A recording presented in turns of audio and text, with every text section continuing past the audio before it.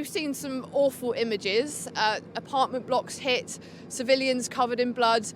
Are we doing enough to help Ukraine? I've just come off the phone again to President Volodymyr Zelensky of Ukraine. And let's be in no doubt, things are not going all the way of President Putin. Very far from it. The Ukrainians are fighting heroically and in some places with great success, as many of us thought they would, because they're a great country and a very brave country.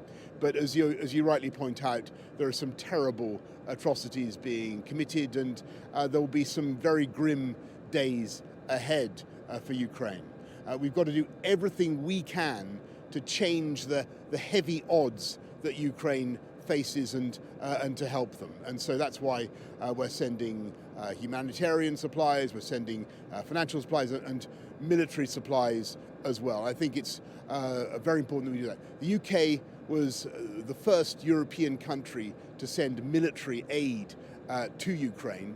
Last night, many other countries joined in pledging to send military assistance. You're starting to see that grow. What we need to do now, and you ask, should we do more? The answer is yes, and we need to make sure that we apply those much tougher economic sanctions, including SWIFT. And what's starting to happen is that the horror of what is unfolding in Ukraine is becoming clear to Western audiences, and that is in turn putting huge pressure on Western politicians.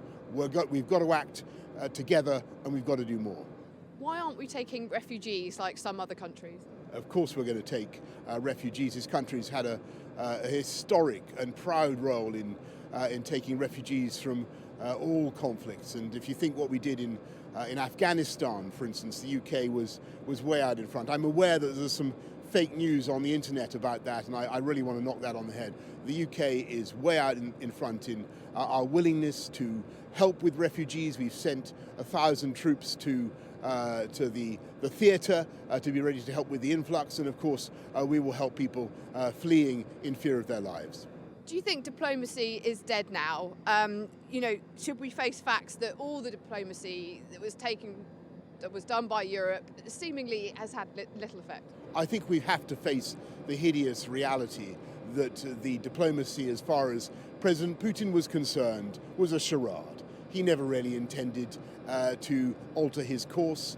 You read the article that he wrote many months ago.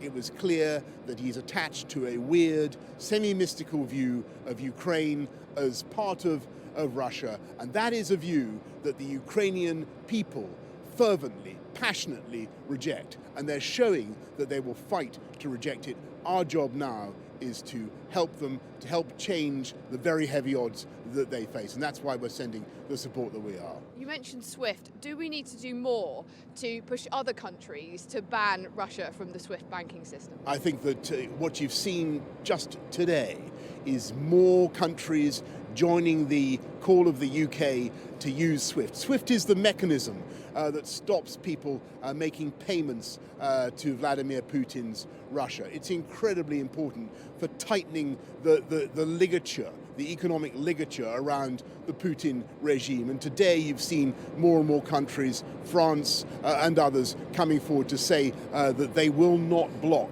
a banning, a boycott of SWIFT. Let me ask you about sporting connections now. Poland and Sweden's football teams are refusing to play Russia in the World Cup playoffs. Should we be breaking off our sporting connections? I think it's inconceivable to imagine that, it's a sad thing, because I don't think we've had a situation like this for a very, very long time. But it's inconceivable to me to imagine that normal sporting relations with Putin's Russia can continue.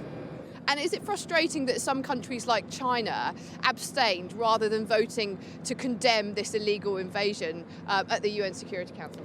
I think what you're seeing today and over the last few hours is a sense around the world that this is a horror that they simply hadn't expected. And I think that feeling is strong and growing, not just in countries that have in the middle ground, but in Russia itself.